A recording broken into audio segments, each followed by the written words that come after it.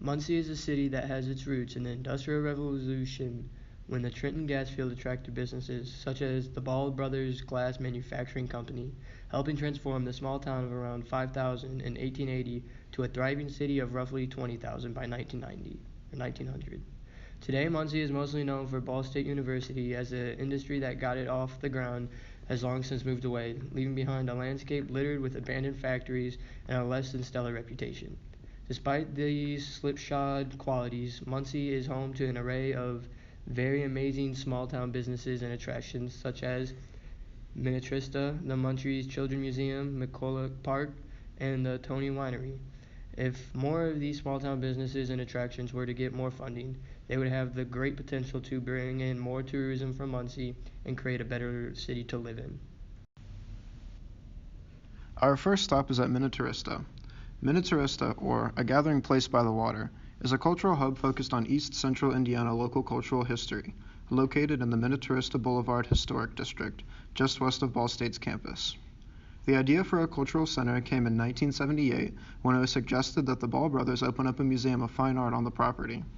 Today, the property boasts a 40-acre campus that includes group tours of the property, a backyard garden including a quaint little lily pond perfect for an afternoon picnic and lounging in the sun, the Ball brothers' historic home, access to a portion of the White River Greenway, a nature area with beautiful sculptures, a Saturday farmers market that attracts over 45,000 people annually, as well as the Museum Center for Cultural Exploration.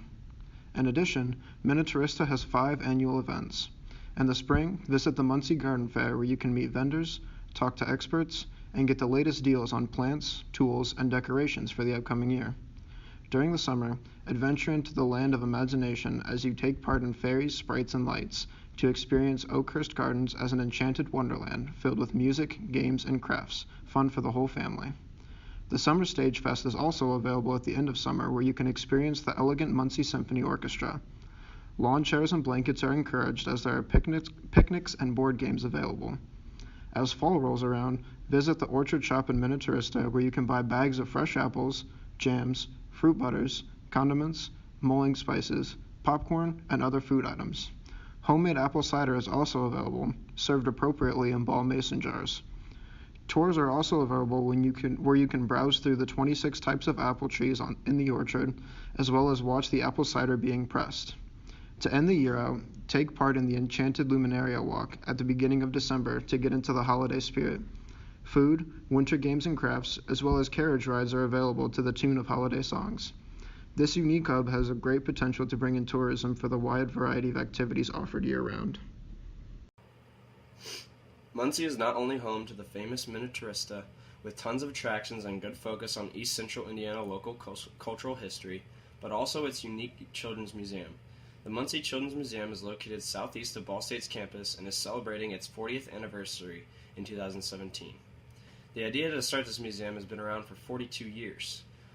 The building is fairly new. It was built in 1996 after realizing they needed a bigger and better location. One of the most unique qualities about the museum is that they have strived and worked hard to make sure all of their exhibits require participation and interaction from the children. Some of the exhibits you can find at the Children's Museum include an outdoor learning center, a make-believe theater, the Book Nook, a tot spot for toddlers, and so much more. These are some of the few attractions here at the museum that keep the children engaged and the parents happy. If you're looking for a souvenir to take home from the museum, there's a cute little gift shop that has a wide variety of sand art, small knickknacks, t-shirts, and a selection of Thai stuffed animals. After having an amazing visit, you can make sure to reserve a birthday party for your kids or attend one of the special events hosted every couple weeks. Some examples of special events coming in the winter include Fire Safety Family Day, Sundays with Santa, Santa's Workshop, and others. The cost to get into the Children's Museum is $6 for all ages and $4 for groups of 10 or more. The museum is open from 10 a.m. to 5 p.m. every day except Sunday, which is open from 1 to 5 p.m. If you are a museum fanatic and spend a lot of your time looking for the next most exciting way to learn, the Children's Museum has quite the deal for you. Becoming a member at the Children's Museum provides extremely good benefits at a very low cost and makes sure you enjoy your time. Becoming a member can range from $70 to $175, depending on the deal you get. The bigger the membership plan, the less costly it is in the long run, and also provides more of an experience to the customer. The Muncie Children's Museum is quite the adventure and leads for a promising future for adults and their children. The museum has great deals, exciting exhibits to provide education in a fun manner, and an opportunity to bring a souvenir home for your child. Along with all these amenities, you now have the possibility to host birthday parties and go to some of our sensational special events. Now that we have looked at two of the most exciting attractions Muncie has to offer, let's look at yet another way Muncie is the place to live in. An essential piece to every community is a park, and can usually be found in every town or city. Enjoy your time out with your family, friends, or a simple stroll in McCulloch Park for exercise with a variety of amenities it has to offer. The park is located directly east at the heart of Muncie and is quite large, actually the largest park in Muncie, and serves the entire community. The land used for the park was donated by a man named George McCulloch in 1901 and was specifically designated to be free for anyone to use.